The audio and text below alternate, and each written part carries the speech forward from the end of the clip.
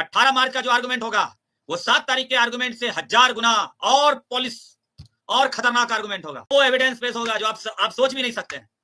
धरती पर कोई पैदा नहीं हुआ है कि अभिजीत आनंद के ईमान को खरीद सके। इस मुगालते में मत रहना कि अभिजीत आनंद को डिफेम कर दिया पब्लिकली थी, अभिजीत आनंद भूल गया। और 7 तारीख को एक कोचिंग सेंटर का इन्वॉल्वमेंट के बारे में मैंने उजागर किया अलॉन्ग विद एविडेंस। एकदम अपने मनोबल को हाई रखिए क्योंकि इसमें अभिजीत आनंद है।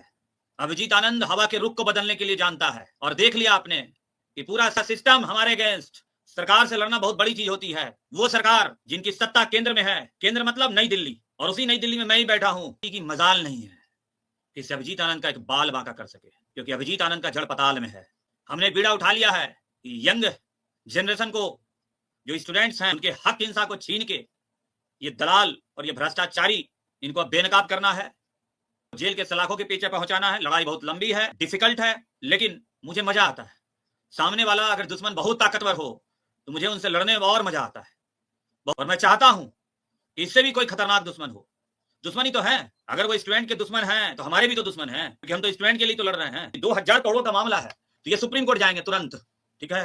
तो हमारा सुप्रीम कोर्ट वो फाइल करने के पहले मेरा कैविएट फाइल हो चुका हो। याद रखना बीपीएससी टारगेट किए थे ना, खुलेआम कह रहा हूं, टारगेट कर लेना।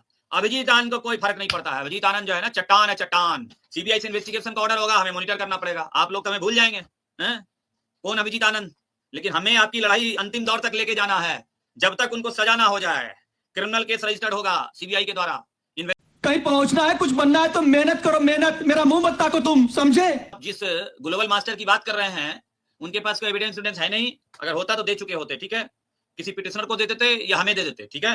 उनके पास कोई एविडेंस नहीं है, वो ऐसे ही मीडियाबाजी करने के लिए, अपना टीआरपी बढ़ाने के लिए कर दिए। चलिए, हमारा उनसे कोई लेना देना है नहीं।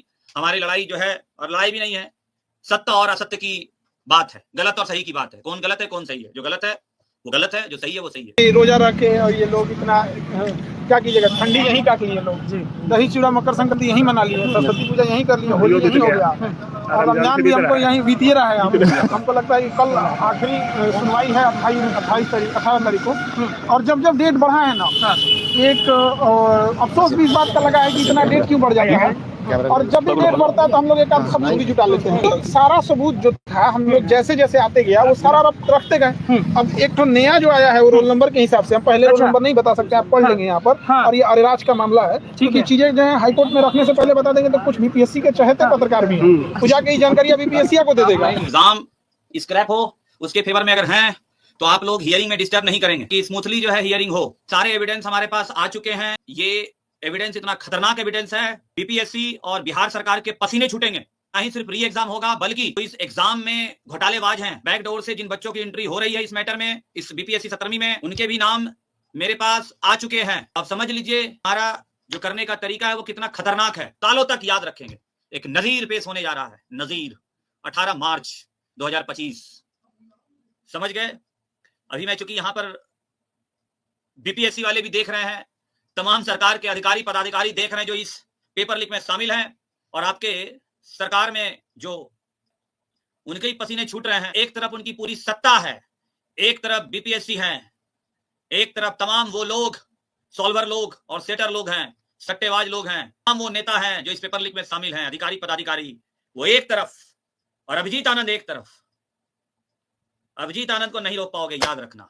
बिल्कुल आप सही बात बोले। बीपीएससी आयोग के ऊपर छात्र और कुछ शिक्षक जैसे खान सर ने बहुत सारे आरोप लगाए। उन्होंने बहुत सारी बातें कहे छात्रों के लिए। बीपीएससी प्रारंभिक परीक्षा में बहुत सारी गड़बड़ियां हुई है। और अगर बात करें छात्रों की तो बीपीएससी 17वीं में री एग्जाम करवाने के मामले में पटना के गर्दनी बाग में 3 महीने से अधिक समय से छात्र धरने पर बैठे हैं, लेकिन अभी भी उनकी बात को नहीं माना गया है। साथ ही छात्रों के ऊपर लाठीचार्ज भी हुई और अब मामला सीधे हाई कोर्ट में पहुंच चुका है। हाई कोर्ट में केस भी चल रहा है और अब छात्र कानूनी रूप से बीपीएससी री एग्जाम करवाने के मामले में अपनी लड़ाई खुद लड़ रहे हैं। बाकी कोर्ट का भी रिस्पांस छात्रों के पक्ष में ही आ रहा है, लेकिन अभी इसके मामले में कुछ भी कहा नहीं जा सकता है इसके बारे में। तो वीडियो पसंद आया है तो लाइक कर दें, और साथ में चैनल पर नए हैं तो सब्सक्राइब कर लें, और बीपीएससी री एग्जाम के मामले में कमेंट बॉक्स में अपनी राय जरूर बताएं। बाकी फिर मिलते हैं दूसरे वीडियो के साथ। जय हिंद, जय भारत।